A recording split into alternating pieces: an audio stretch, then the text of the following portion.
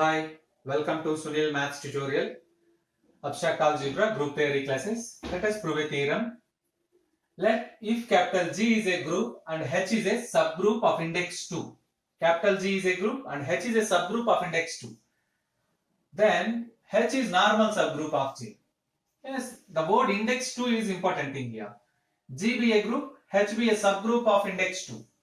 Since index of H is 2, index of H is 2. We learn this theorem when we learn about Lagrange's theorem.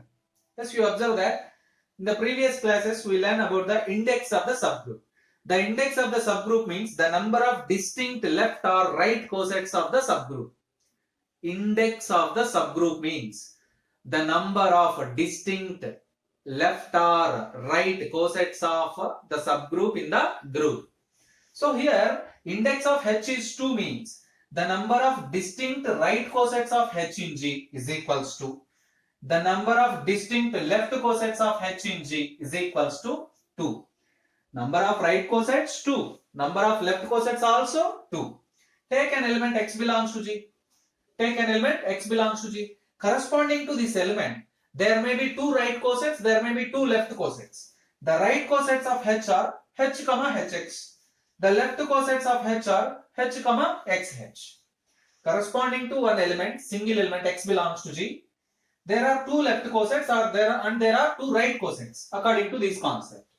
And the left cosets are H, Xh. Right cosets are H, Hx. So right, let us continue our proof. Now, our aim is to show that H is a normal subgroup of G. We have to prove that H is a normal subgroup of G. You observe that since X belongs to G and H is a subgroup of G. H is a subgroup of G.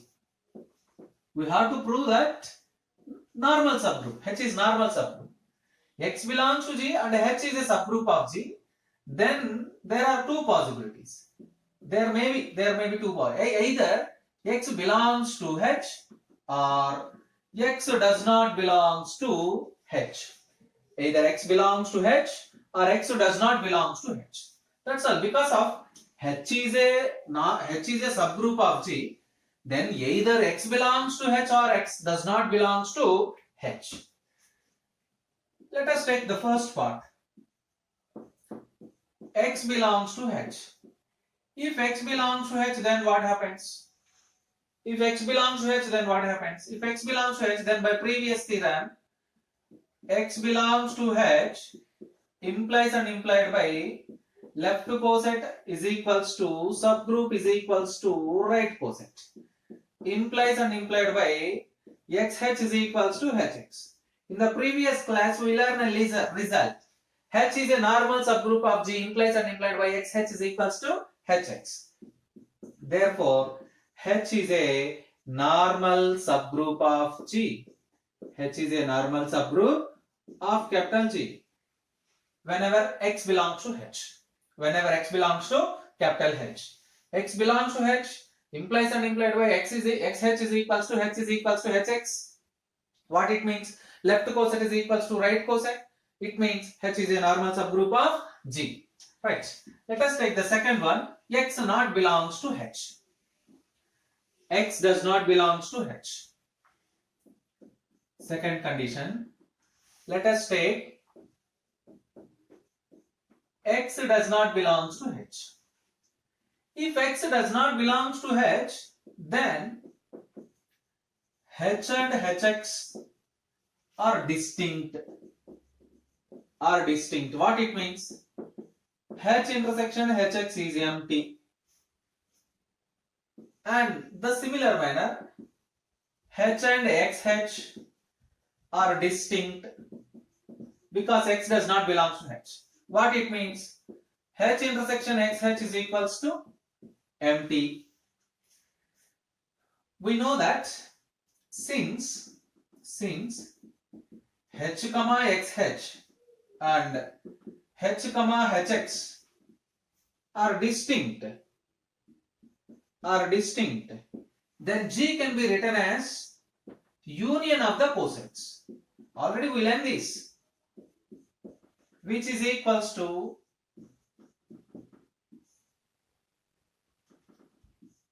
H union Hx.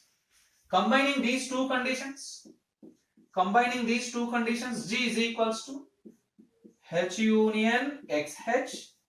It is equals to H union Hx. This condition implies us XH is equals to Hx. This condition implies us XH is equals to Hx. What it means? H is normal subgroup of G. H is normal subgroup of capital G. This completes the proof. Hence proof. Observe that. Practice this. So one of the important property of normal subgroups, if H is a subgroup of a group G with index 2, then clearly it is a normal subgroup of G. Observe that. Next theorem, theorem number 7. A normal subgroup of a group G is commutative with every complex of G. A normal subgroup of a group G is commutative with every complex of G. Let capital G be a group, N be a normal subgroup, H be a complex of G. What is mean by complex? We learned this in second unit, subgroups. Complex means a non-empty subset of the group. Complex means a non-empty subset of the group. We have to prove that commutative property NH is equals to Hn. So to prove this NH is equals to Hn, take an element NH belongs to capital NH, where N belongs to capital N, H belongs to capital H. Now NH can be written as, small nh can be written as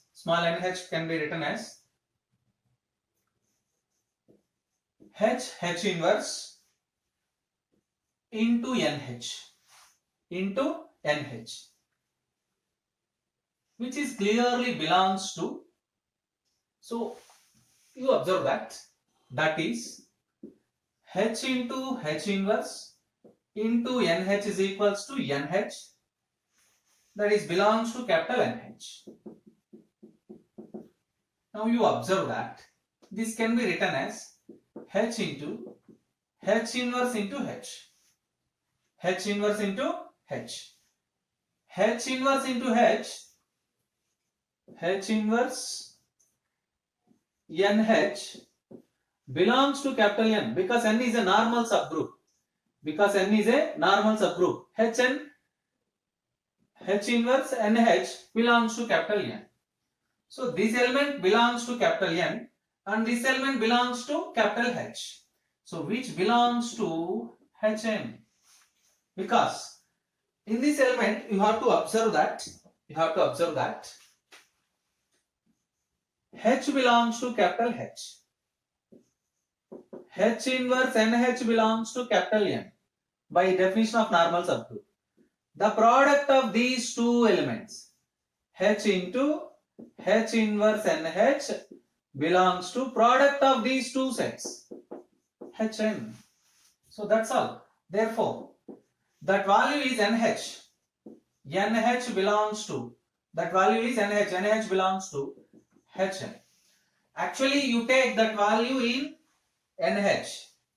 Since NH belongs to capital NH, implies as NH belongs to Hn, which implies NH is subset or equivalent to Hn. NH is subset or equivalent to Hn. Similarly, we prove that Hn is subset or equivalent to NH.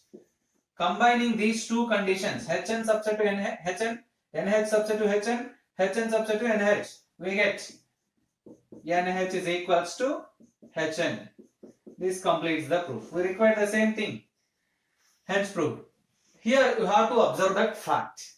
So product of the elements. You observe that suppose X belongs to capital H and Y belongs to capital N, then the element XY belongs to Hn.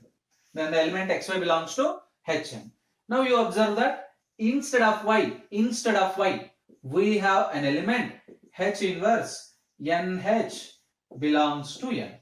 That's all. Observe that. Practice these two theorems and keep learning.